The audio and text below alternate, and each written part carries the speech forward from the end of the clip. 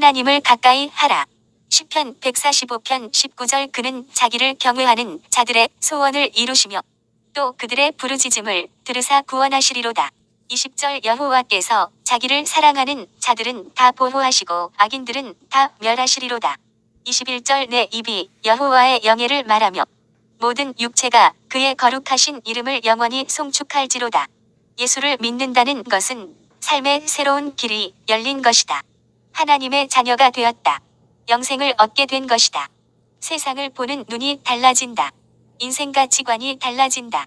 무엇이 참이고 거짓인지, 인생이 어디서 와서 어디로 가는지, 어떻게 살아야 하는지에 대한 분별력과 판단력을 갖게 된다. 예수를 믿었는데도 불구하고 세상에 대한 가치관이 그대로라면 그는 거듭난 그리스도인이 아니다. 새로운 존재가 된 것이다. 고린도후서 5장 17절. 그런즉 누구든지 그리스도 안에 있으면 새로운 피조물이라. 이전 것은 지나갔으니 보라 새 것이 되었도다. 세상에 속한 자가 아니라 하늘에 속한 자가 되었기에, 어둠에 속한 자가 아니라 빛의 자녀가 되었기에 세상을 보는 관점이 달라질 수밖에 없다. 에베소서 5장 8절. 너희가 전에는 어둠이더니 이제는 주 안에서 빛이라. 빛의 자녀들처럼 행하라. 축복도 마찬가지이다. 무엇이 축복이고 무엇이 저주인가?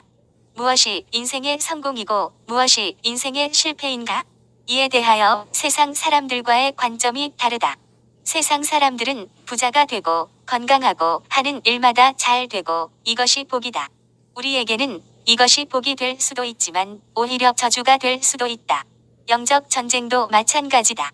세상 사람의 관점과 우리의 관점이 다르다. 수년 전 아프가니스탄에 의료봉사 선교를 가서 2명이 순교한 사건이 있었다. 세상은 비난하고 돌을 던졌다. 왜 그 위험한 곳에 가느냐, 잘못되었다고 말했다. 세상 사람들의 비난은 그럴 수 있다 손 치더라도 기독교인조차도 비난의 목소리가 높았다. 그러나 하나님의 관점은 다르다. 무엇이 축복이고 무엇이 저주인가, 무엇이 성공이고 무엇이 실패인가? 하나님께 가까이 함이 복이다. 시편 73편 28절. 하나님께 가까이 함이 내게 복이라. 복의 기준은 내가 얼마나 하나님과 가까워졌는가 멀어졌는가 이다. 단순히 부자로 사는가 가난하게 사는가, 사업이 잘 되는가 사업이 어려운가가 아니다. 이것으로 축복과 저주로 성공과 실패로 말해서는 안 된다. 이것은 세상 기준 가치관이다. 건강하고 일이 잘 풀려나간다. 그래서 복이다. 이것은 세상 기준이다. 하나님의 복의 기준은 내가 얼마나 하나님께 가까이 가고 있는가, 하나님께 더 가까이 가고 있는가, 아니면 하나님과 멀어져 가고 있는가 이다. 그러므로 단순히 물질이 있고 없고 건강이 있고 없고를 축복으로 말하는 것은 바른 신앙으로서의 자세와 관점이 아니다. 어떤 사람은 물질이 있어 부유하지만 끊임없는 경건 생활을 통해 하나님께 가까이 나아가고 하나님의 뜻을 구하는 사람이 있다. 그런가 하면 물질이 있음에도 더 탐욕적이고 이기적이며 교만하게 사는 사람도 있다. 부유하기 때문에 하나님을 찾지 않고 하나님과 멀어지고 있다면 그 부유함이 그 인생에 있어서 과연 축복인가? 집안에 아무 문제가 없기 때문에 가정 예배가 사라지고 간절한 기도, 경건을 향한 기도가 사라진다면, 그래서 세상 관심이 커져 주일에도 별 상관없이 빠지기 시작하고 예배에 대한 기다림과 기대가 없어진다면 그 평탄한 삶이 과연 축복인가? 그런데 집안에 어려움이 생기고 문제가 생기고 자녀에게 건강에 어려움이 생겨서 이것 때문에 가정재단을 쌓고 부르짖고 하나님을 간절히 찾는 계기가 된다면 그 고난은 그 가정의 축복이 된다. 이것이 하나님의 사람의 관점이다. 이것을 모르면 가난하게 사는 사람, 문제 있는 집안, 사고 만나고 질병 있는 집안은 불행하고 실패한 가정, 복 없고 저주받은 가정으로 생각한다. 자녀가 좋은 대학 가고 인류기업에 취업하고 돈 잘 벌면 성공한 사람, 축복받은 인생인가? 우리 부모들이 이렇게 가르친다. 그러니 여기서 탈락하면 실패한 인생으로 낙인 찍힌다. 성공해서 하나님께 영광 돌려라. 과연 바른 가르침인가? 그러다 보니 시험에서 떨어지고 남들을 따라가지 못하면 자살까지 생각하게 된다.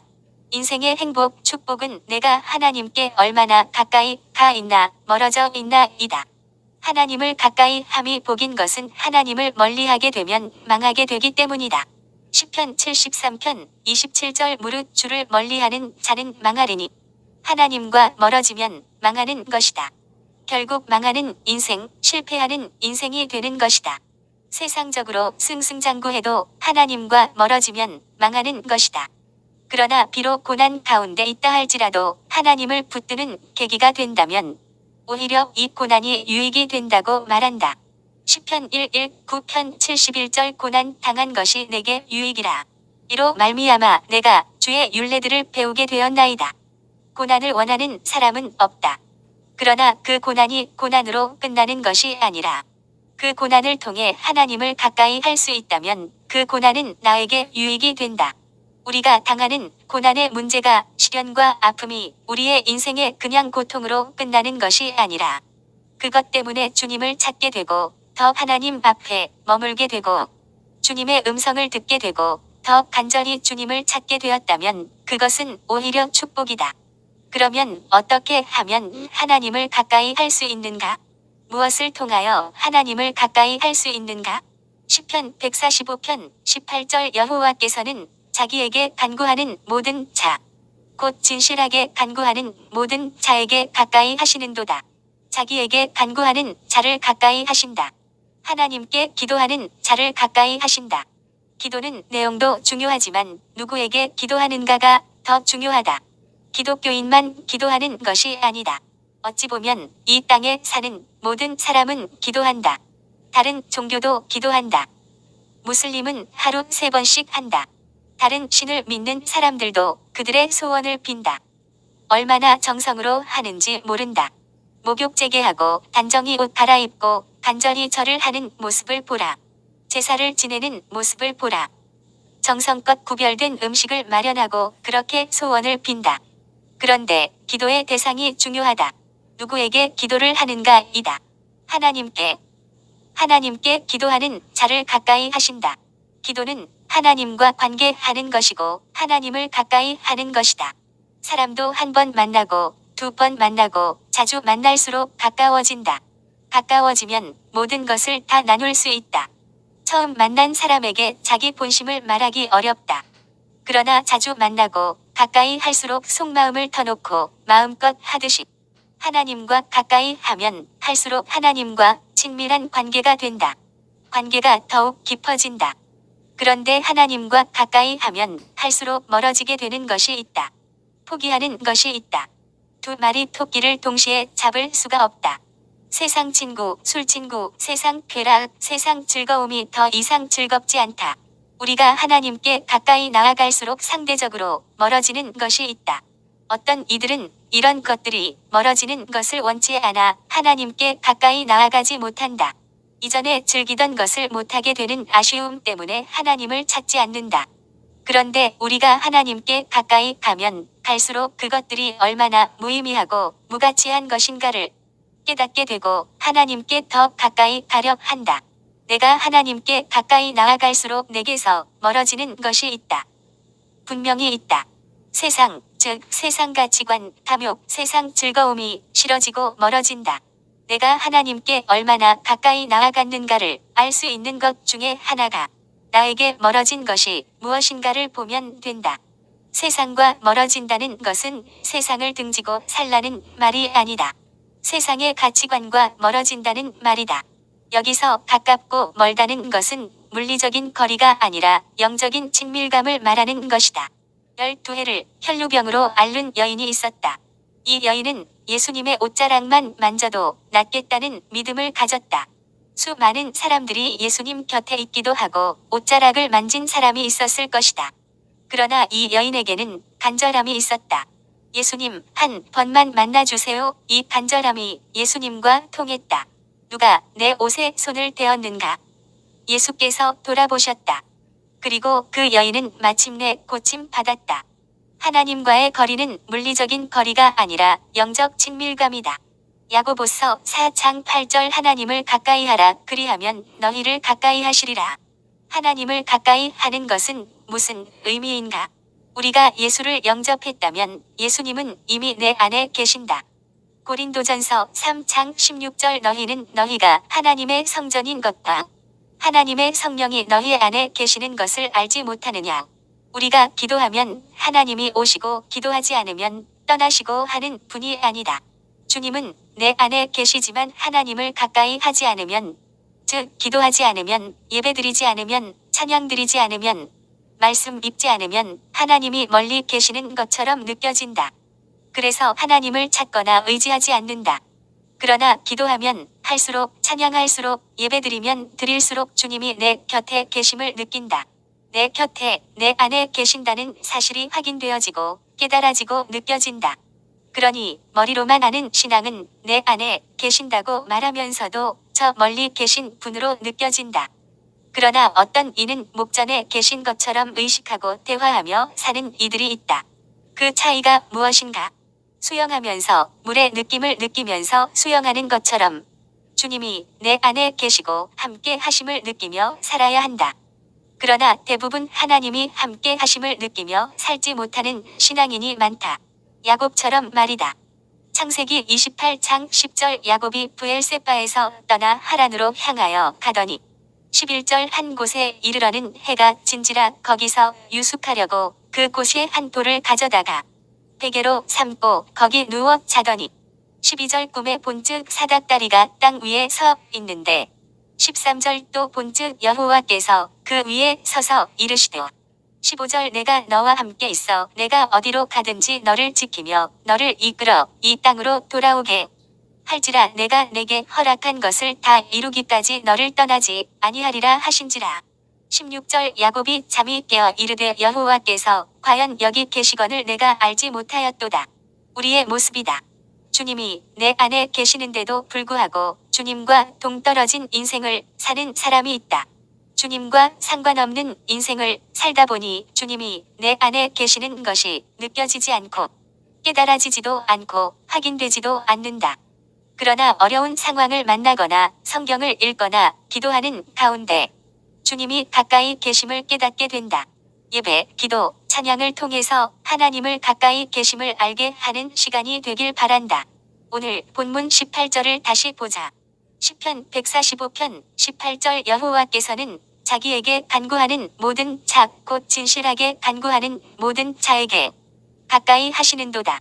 모든 자. 두 번이나 언급하며 강조하고 있다. 자기에게 간구하는 모든 자. 진실하게 간구하는 모든 자. 누구든지 어떤 사람이든지 하나님이 가까이 하신다. 하나님을 가까이 하는 자를 하나님은 가까이 하신다. 연약해서 넘어진 자일지라도 아직 끊지 못한 잘못된 습관 때문에 실패한 가운데 있는 자라도 기도하러 나아오는 누구든지 모든 자를 가까이 하신다. 어떻게 기도하는 자를 가까이 하시는가? 18절 진실하게 간구하는 자, 정직하게 기도하는 자를 가까이 하신다. 기도에 임하는 바른 자세가 중요하다. 포장하지 말고 있는 모습 그대로 기도하라. 약하고 넘어진 모습 그대로 정직하게 기도하라. 거짓 없이 솔직하게 기도하라. 19절 하나님을 경외함으로 기도하는 자를 가까이 하신다. 19절 그는 자기를 경외하는 자들의 소원을 이루시며 또 그들의 부르짖음을 들으사 구원하시리로다. 경외함은 거룩한 두려움으로 나아가는 모습이다. 하나님이 면전에 계심을 믿고 떨리는 마음으로 나아가는 모습이다. 이렇게 하나님을 경외하는 자는 하나님이 어떤 하나님이신지를 알기에 하나님께 간절히 부르짖으며 기도하게 된다. 3. 하나님은 하나님을 사랑하는 자를 가까이 하신다.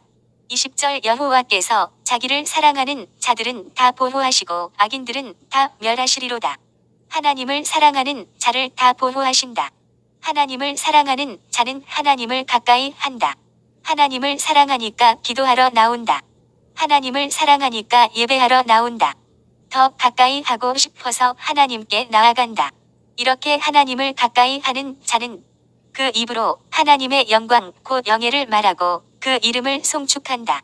21절 내 입이 여호와의 영예를 말하며 모든 육체가 그의 거룩하신 이름을 영원히 송축할지로다. 하나님을 가까이 함으로 하나님을 더 깊이 체험한 사람은 하나님의 사랑과 베푸신 은혜에 깨닫게 되고 그 사랑과 은혜를 누리게 될수록 가만히 있을 수가 없어 하나님을 드러내고 자랑하게 된다. 어떻게 하나님을 드러내고 하나님을 높이는가? 내 입으로 여호와의 영광스러운 명예 곧 영예를 말하며 여호와의 거룩하신 이름을 송축한다. 이름을 기리며 높이게 된다. 내 입으로 주님을 찬양하게 된다. 말씀을 정리해 보자. 우리가 인생을 살면서 무엇이 진정한 축복인가? 하나님을 가까이 함이 복이다. 그러면 무엇을 통하여 하나님을 가까이 할 수 있는가? 기도와 찬양과 예배와 말씀이다. 하나님께 어떻게 기도하는 자를 하나님이 가까이 하시는가? 하나님께 진실되게 기도하는 자이다. 하나님께 경외함으로 부르짖어 기도하는 자이다. 하나님을 사랑하는 자이다. 주님이 내 안에 계심을 기도와 찬양과 예배와 말씀을 통해서 느낄 수 있다. 하나님을 가까이 함으로 복된 자들의 찬양이 뜨겁게 하소서. 하나님께 대한 간증이 넘치게 하소서. 아멘.